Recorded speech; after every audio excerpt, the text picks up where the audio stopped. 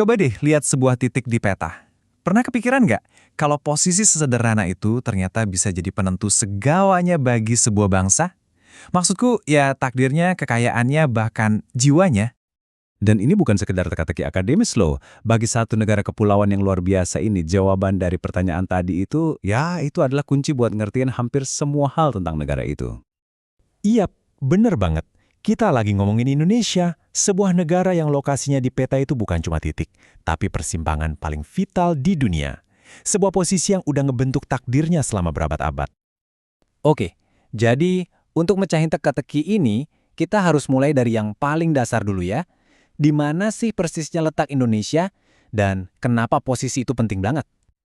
Oke, coba bayangin ya, Indonesia itu ada persis di tengah-tengah pertemuan raksasa, dijepit sama dua benua, Asia dan Australia, plus dua samudra, Pasifik dan Hindia.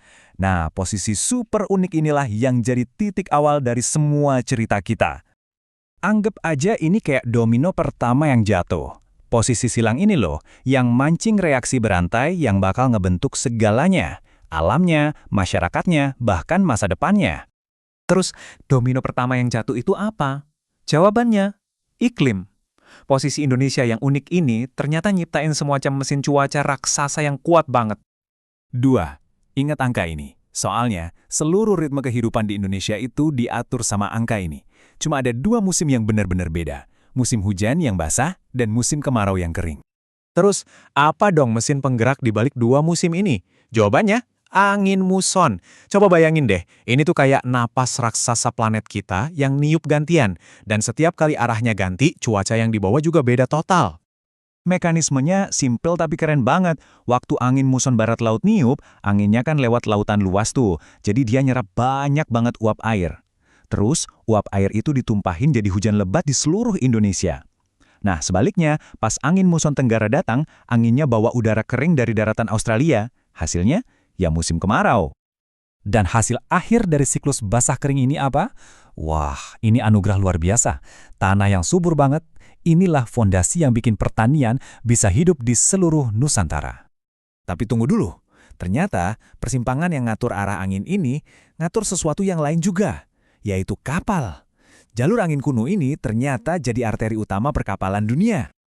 Iya, beneran. Anggap aja Laut Indonesia itu kayak jalan tol super sibuk buat perdagangan global. Nggak mungkin deh mau berlayar dari Samudra Hindia ke Pasifik atau dari Asia ke Australia tanpa lewat koridor laut strategis ini. Dan di antara banyak jalur, ada dua nama yang paling penting, Selat Sunda dan Selat Karimata. Ini bukan cuma perairan biasa loh, ini tuh gerbang sempit tempat ribuan kapal tanker, kargo, dan kontainer lewat tiap tahun. Bisa dibilang, denyut nadi ekonomi dunia itu ngalir lewat sini. Nah, kutipan ini pas banget buat ngegambarin situasinya. Jadi kuncinya bukan cuma sekedar jadi negara kepulauan, tapi jadi negara kepulauan yang posisinya itu persis di tengah-tengah jalur dagang paling sibuk di dunia. Dan dari sinilah lahir sebuah visi yang besar. Kalau bisa menguasai jalur-jalur ini, Indonesia punya potensi strategis yang luar biasa buat jadi apa yang disebut poros maritim dunia, semacam pusat gravitasi kekuatan laut global. Oke. Kita udah lihat efeknya ke iklim dan perdagangan. Sekarang, yuk kita satuin semua kepingan puzzle-nya. Apa aja sih keuntungan yang didapat Indonesia dari takdir geografisnya ini? Semuanya itu nyambung loh. Posisi strategisnya kan, bikin ada perdagangan internasional. Terus, iklim musonnya bikin negara ini jadi negara agraris dengan tanah subur. Nah, pertemuan antara dagang dan tani inilah yang akhirnya ngasilin sesuatu yang paling keren. Keragaman budaya yang luar biasa kaya. Ini tuh kombinasi yang dahsyat banget.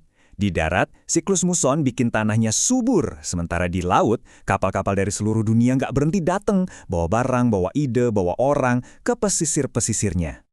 Dan inilah hasil akhirnya. Selama berabad-abad, kapal-kapal itu bukan cuma bawa kargo. Mereka bawa budaya, bahasa, kepercayaan. Proses panjang inilah yang kita kenal sebagai alkulturasi budaya, yang akhirnya ngebentuk masyarakat Indonesia jadi super beragam kayak sekarang. Jadi intinya apa? Jelas banget, geografi itu bukan cuma soal peta. Ini tentang sebab akibat. Cuma dari satu titik lokasi di peta, bisa muncul iklim yang terus ngebentuk ekonomi dan akhirnya melahirkan jiwa sebuah bangsa. Nah ini yang bikin kita mikir ke pertanyaan terakhir. Dengan semua anugerah sekaligus tantangan dari posisinya ini, kira-kira gimana ya persimpangan besar dunia ini bakal ngejalanin takdirnya di masa depan?